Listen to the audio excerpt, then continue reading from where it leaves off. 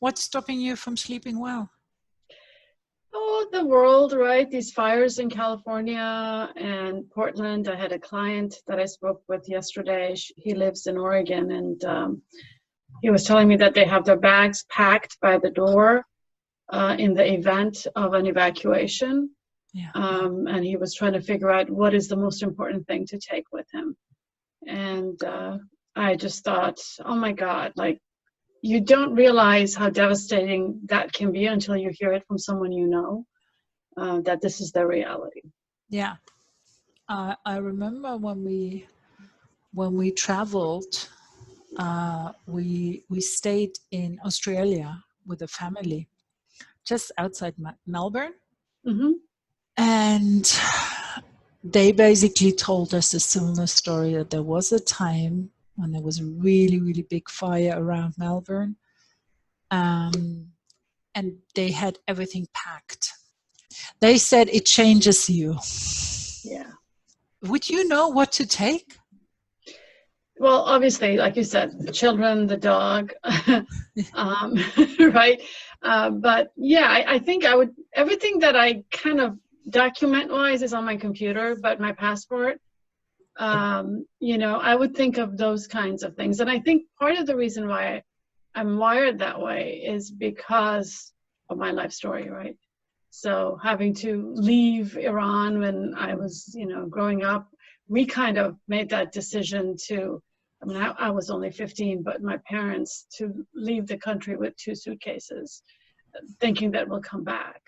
So what can you fit in those 2 suitcases that will, that are the most important things? So that's always been kind of somewhere in my head. Take me back to that time. I mean, because with 15 or at 15, I mean, you do know what's going on, you understand. Maybe you can't grasp the size of that decision. But what do you remember from the moment between you were told you're going to be leaving your home and where you're going? It was a really terrifying time because there were so many rumors. They were stopping people at the borders. They weren't letting people leave the country.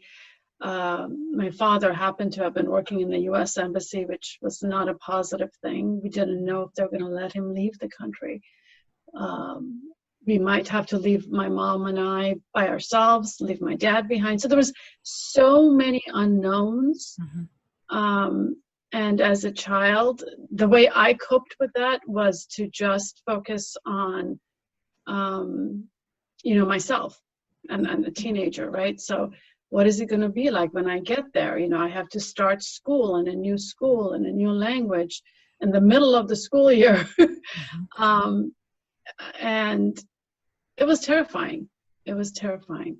I don't think I ever analyzed it. And I'm thinking about actually seeing a therapist because I think I've bottled up all that stuff, shoved it under the table somewhere, I can ever so slightly relate to that, because when from my own history, from my own story, when I was 18, the wall came down in Germany. And basically from one minute to the other, I was living in a different country. I mean, it obviously took a few months until the unification, but at the end of the day, that was for me kind of like crossing a border and suddenly being a foreigner. I think that was the first time I was a foreigner. What did it feel like for you being then in your new home? I think the blessing in being a teenager and learn the language and do well in school and not fall behind in my education was that I could turn all the other stuff off and just, I've got to figure this out. I've got to, get an A on this test. I've got to understand. So I couldn't think about the bigger picture of what it meant, Either I didn't allow myself, it was my own coping mechanism, or there was just no time or space for that, you know. And I am an only child, so I didn't have anyone else to process these things with. My parents had their own issues, and like, for example, my mom had just remodeled our house. We had just bought new furniture. She had to leave all that behind. So she had her own, loss, her own grief. So did my dad. And so I, for me, it was like, this is an opportunity. I kept on telling myself, this is great. You would be here. You're living the life that so many of my other friends couldn't, because they were stuck in a country, especially as a girl. Who knew what the future held? Were they able to pursue their educational dreams? So the pressure of success was like infused in my DNA at that point, and that's all I cared about. I wonder, how long did you kind of like buckle down, head down, learning, education until, or maybe it never, but until it kind of hit you, your new reality? I'm still learning. The longer you live, the more you realize you don't really know anything. So you may know lots of things that are written in books, and you may pass tests and do well, but you don't really know anything. That is, I guess it's a wisdom, the difference between wisdom and knowledge, right? So I spent most of my life acquiring knowledge, and forcing myself to be, successful, whatever that is. Achieve, get my Ph.D, have a career, do all these things. And then what hit me, I think that the wake-up call was when my father passed away. And he was back in Iran, and I couldn't go there to see him one last time. It was right before 9/11 in this country, so it was a very dangerous time to get out of the country and come back. I had young kids. And when he passed away, I realized it was like, what is this all about? What really matters? And then of course, it's not one thing, it's all these things. So that happens. I'm approaching 40, and so there's that whole thing. Oh my God, I'm turning 40 years old. And then there is dissatisfaction with my job. It's like, this is it. It's just going to be more of this. The higher up I go, this is not who I am. Yeah. I mean, that's also, I mean, we're sharing different parts of our story. We're sharing similar things. So you studied chemistry. I did. You worked for L'Oreal. I did.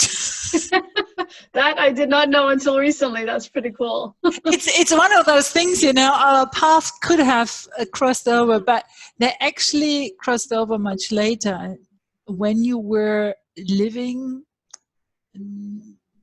your profession that you're having now, when you we met at the WIN conference. There's basically the option of signing up to have some coaching. Yes. And you were one of the coaches who offered. I remember that it felt safe. That you managed in a very short time, in an unusual environment, you managed to hold the vessel and to make me feel very comfortable. How, where, through whom or what did you learn to do that? I think coaching is about storytelling in a way. And what I mean by that is we tell ourselves stories. We've been told stories, right, all our lives. And then there is we bring those stories into work, into our families, into whatever. But then there are stories that other people tell about us. And so in a coaching conversation, if I do my job well, and if I have, like you said, if I'm able to create that space for people to really reflect back on what do they want their story to be, right? Really, their truthful story, not the stories that they've been told or read about or hope, but what do they really want their truthful story to be? And for that to happen, they have to feel safe, right? I believe in the essence of that. And so I strive to be a seeker, an explorer. Let's find that true story of you. What do you want that to be? Where do you go to find your own true story? You know, I found that I even had a story through my coach. So I had a coach. I didn't know what coaching was when I was doing my chemistry at L'Oreal. And through the coaching, I don't remember much about, it was executive coaching, of course, serious stuff. But what I do remember is feeling that safety, as you said, with my coach, to go to places that I hadn't gone with anyone else, not even by myself, to explore the unknown, or what was unknown to me at that time, about myself, about my story, about who I am, about what matters to me. And so, yeah, that's how I knew that this stuff is really powerful. And that's how I left that path, right? So I felt this fire inside me to say, this is not working out. There's got to be something better in life than doing what you don't like to do just because you told yourself the story that you have to be successful, right? That this is the way to do it. Did you, through that coaching, redefine what success meant to you? That's a good question. I think I realized what success didn't mean to me. It didn't mean doing things that didn't make sense just to please other people. Right? So I realized that in order to be truly, truly myself, I needed to follow my own path. I needed to figure out what that path was. I didn't know I wanted to be a coach when I left my job. I really didn't. My coach kept on, the data from these assessments was pointing out that I should have been a minister or a therapist or a teacher or a counselor. And I was in such denial of all of that stuff because I figured I'm a scientist. I'm not gonna, this is weak stuff. This is soft stuff, So I was in denial for a long time. But I pursued coaching just because every other thing that I tried to do, I wanted to have my own coffee shop. I wanted to be a personal chef. I tried all kinds of different, really explored these things. And none of them were taking me to where it felt right. So because I had heard her say, well, why don't you try, you'd be a great coach. And I said, let me try it. Let me try it and see, maybe, just kill some time and figure out what I want to do. And here I am, 14 years later. What did it take you to give yourself that permission to explore and to take the time it would take to find out what you really, really wanted to do? I had spoken to other women who had second careers, and the common theme was, don't try to get it right away. A lot, because you're never going to have this time. You're never, once you figure it out, then you're going to have to throw yourself into that. But try different things to be sure that this is what you want to do. And of course, it helped that none of the things that I tried worked. So that was a huge, huge boost to this process. And I was fortunate, of course, that I had a husband who supported me and, had a job that I didn't need my salary, in the beginning to support the family. And so I did different odd things. I did consultancy. I actually worked for a German consulting firm. I did some coaching with them. I was doing all kinds of things, trying to establish myself, trying to get some experience. I painted. I actually sold my two of my paintings online, which was like, wow, who does that? Then I was doing this thing with painting while I was coaching, and then offering that painting as a gift to the person that I coached for one-off sessions, one-off including the painting. So I was like I was taking all these marketing classes, trying to learn how to market myself. It was a difficult time because there was so much uncertainty, but I learned so many things. I was my own administrative assistant. I was my own marketing person. I was, all those things. It's a lot of work, but because of the beauty of that story that I feel like needs to be written by everyone for themselves, that kept me going, right? You go through all that stuff because you believe in the beauty of your work. It's that, it's not even only believing in the beauty of the work, but it's that need of, or that knowing you can actually touch somebody's life, you can make a difference. It's about making somebody walk out and say, I learned something about myself today that I'd never imagined. That's at least for me what sort of like is my drive. Yeah. What I really like. How do you navigate your way through that jungle of what coaching can mean to others? How do you find the people that are right for you? Yeah. As we spoke about this, I have struggled with the kind of coaching I want to do and the kind of coaching that pays the bills, right? And I really believe, and I've experienced this, it's not just a belief, that if I am true to my purpose, to my intention, to the beauty of that story that I think needs to be told, then I do attract the right clients. Okay, I don't know how that works. There's no scientific equation for that.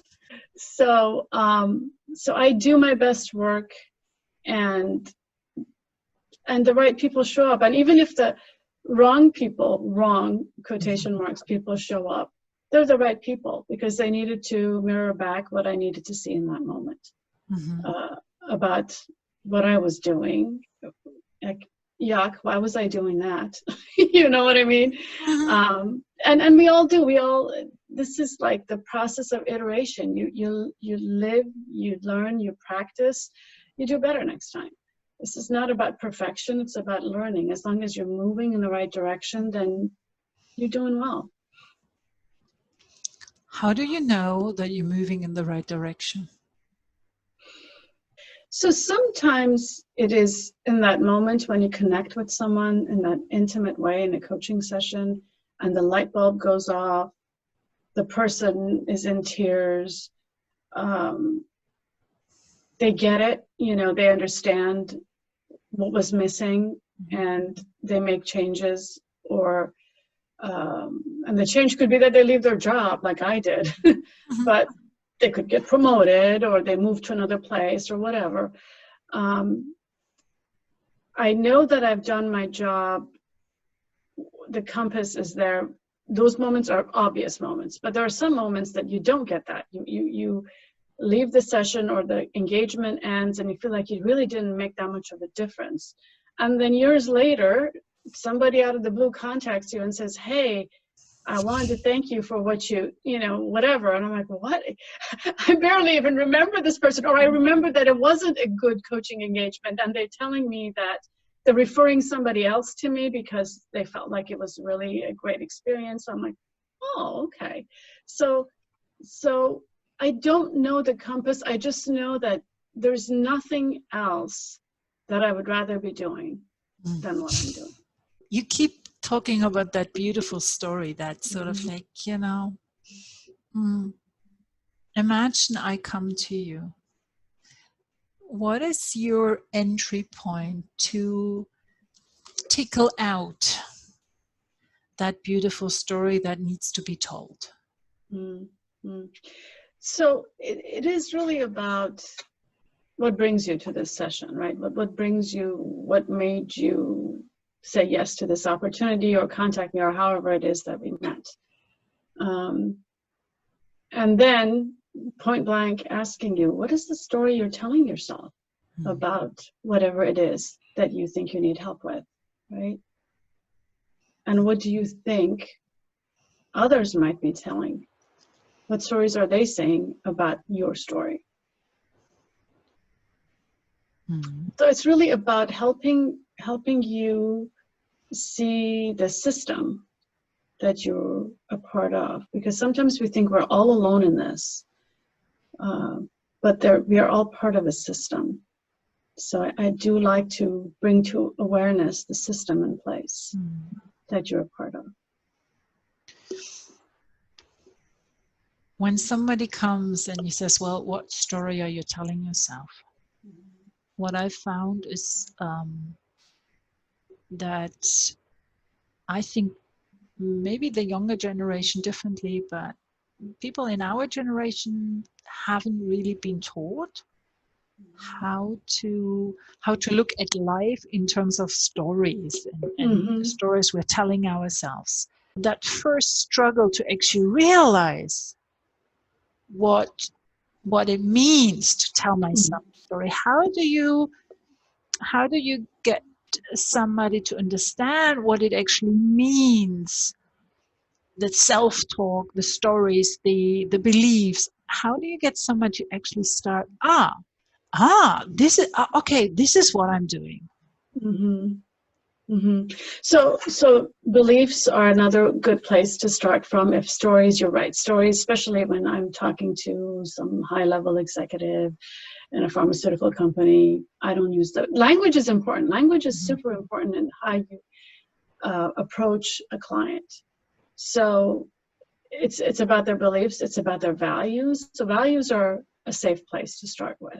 What do you value? What are some things? And I have tools, so I help people look at the list of values and pick 5 that are most important to you. And then tell me a story. Tell me an example of when you lived out this value, or how this value shows up. And then through that intimacy, then they'll feel comfortable to share stories, and then I can feel comfortable to use the word story. So that's how it all comes together. Yeah. But also strengths, right? So especially with men, and some women too, it's what are your strengths? What are you really good at? And how does that show up? So then they'll tell you stories. Like, give me an example. So we live in stories. Our lives are stories. We just may not know that or want to admit that. Or are just not aware of it. Yeah. I wonder how you would handle this. I've been talking to somebody about my story, about one of my stories. And I realized, well, the values are just the starting point.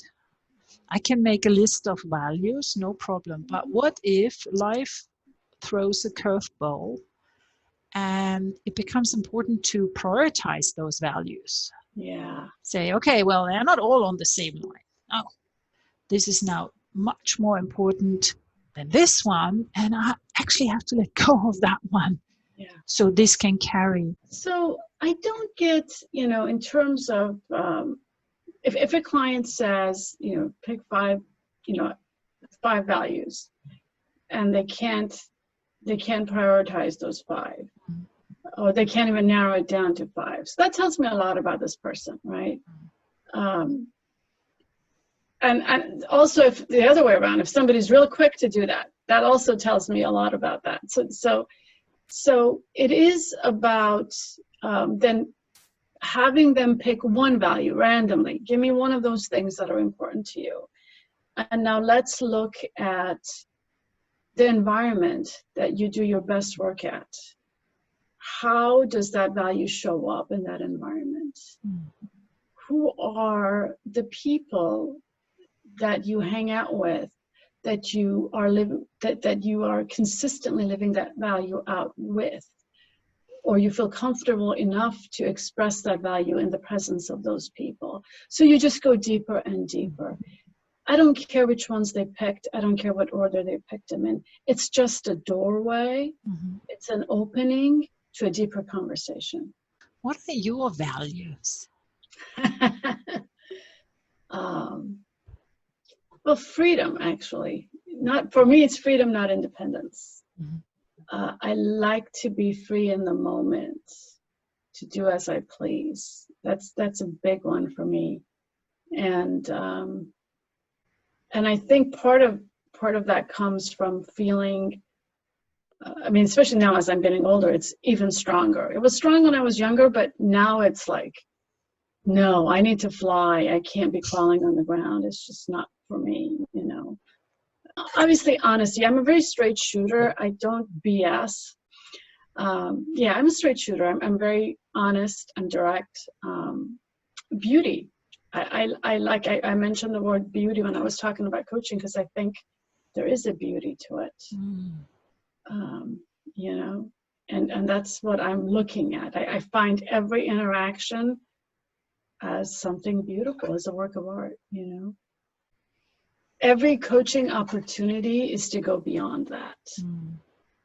So the potential of this grand beauty waiting for us is right there. And that's why I get excited about meeting that client where they're at and hoping that we can both open up the door and look at this beautiful vista together.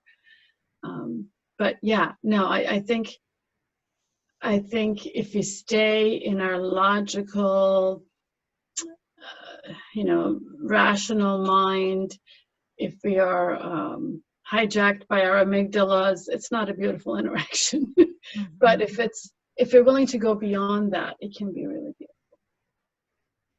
Yeah, where do we get that trust, that faith from, that allows us not to go down the line of transactional? So I think, I do a lot of transactional coaching. It's what you do because you have to meet your client where they're at. Mm-hmm. So I'm not going to judge where anybody is. I'm not going to tell them they have to go deeper.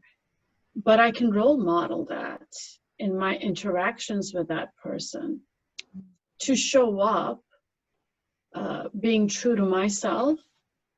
And, we've heard this thing where we don't follow what somebody says to us. We follow how they are, right? We model after their behavior. Mm-hmm. So if I show up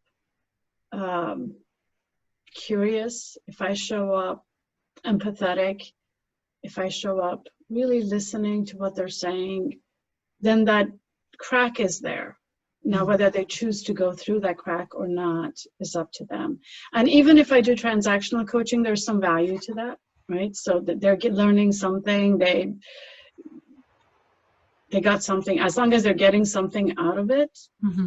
then it was okay. Mm-hmm. I respect them for where they're at and where they want to go. I take that gift, Anya, when somebody walks me through their day. Like sometimes people just want to tell you this whole long story about this happened and then my boss came in and the whole thing. They're drawing this picture, and you get to see them. You get to walk a mile in their shoes. What an opportunity! How often do we do that? I've learned so much about different. Like I didn't know anything about the startup world, the technology world. I've coached a lot of young people in that space, except for my kids. I don't know people of that age. I don't hang out with them. So I'm learning. This is a learning opportunity.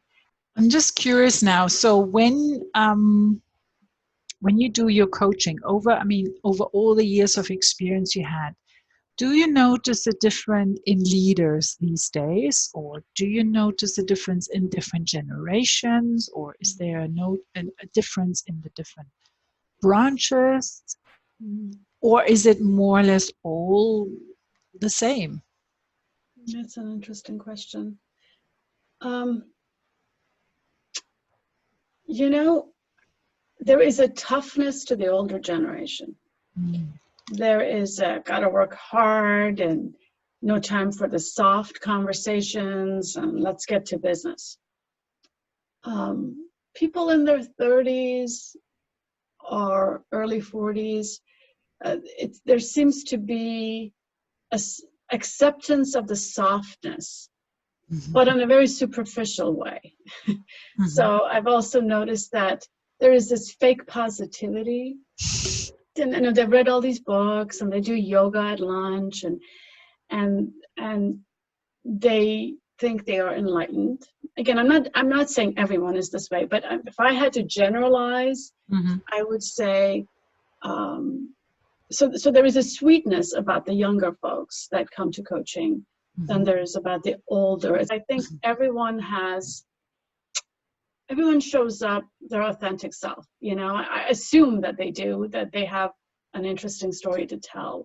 When I first started coaching, it was all by phone. Mm-hmm. That was fine. I didn't need to see the person's face. To me, that information can be distracting, Mm-hmm. but that's because I'm more kinesthetic and auditory than visual. So yeah, this has been, and if you are that way, it's almost like you're missing one of your senses. You sense, you touch someone, you feel them. You're like now you're being told to close your eyes and walk without your eyes. It's almost like that for people who are very kinesthetic. So I understand. What is it, with all your wisdom that you have inquired, with all the stories that you discovered about yourself, what is it that today you would say, and this is still a dream, this is still an aspiration, this is still something on my, I don't know, my bucket list? I believe the thing that I strive for is really, really getting comfortable in my own skin consistently, and knowing that, accepting myself, the good, the bad, the ugly, everything, not comparing myself to anyone else, right? And striving to do better every day, but not killing myself over it. So just being comfortable being me. I think that's what I strive for. And some days are better than others.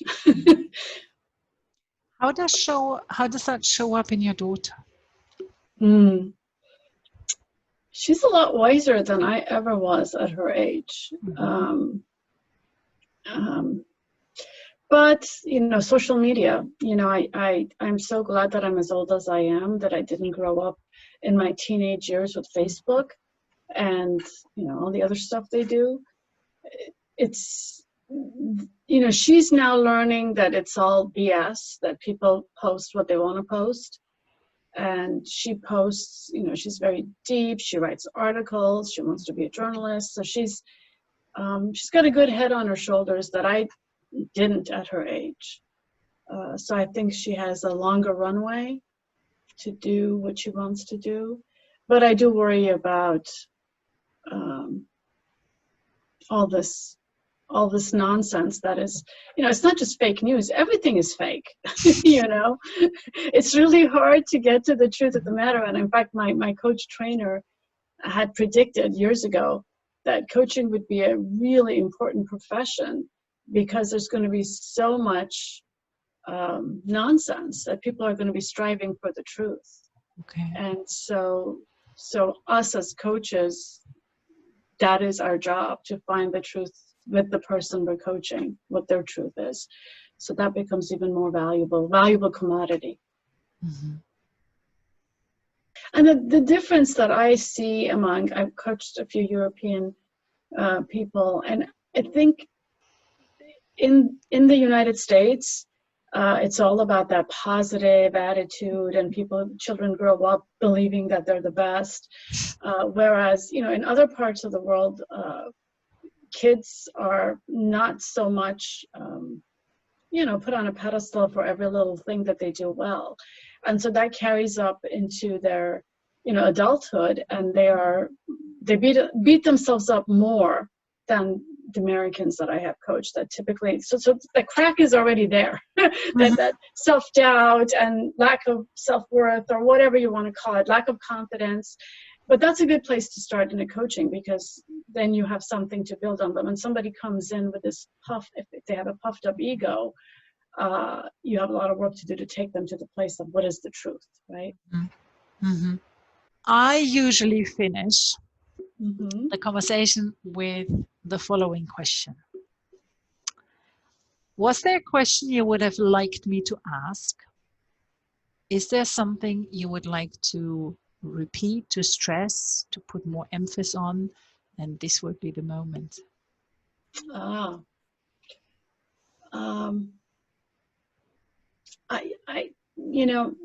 think you asked a lot of questions, and you did it so well that I didn't feel like I was being interviewed. I felt like we were just having a conversation. So thank you for that. I would like to ask you a question. Is that okay? You can ask away.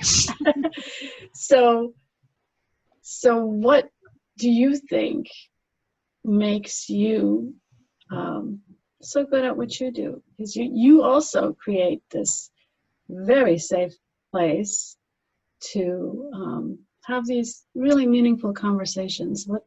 What is that secret sauce that you think you have in your pocket or in your heart that makes you so awesome? Well, for a start, thank you. It's been a while that somebody called me awesome. I think at the bottom of all of it, there are two different things. I'm such a curious person, and I love human interactions. I just I see it as a gift when you agree to talk to me. I want to give you the space, the possibility to shine. I think that's, I want you to shine. Thank you. And you did it. I felt like this was a great moment of shining for both of us. So thank you. Well, I thank you. Thank you for coming into the podcast. And we talk again. Yes, definitely. This is the beginning.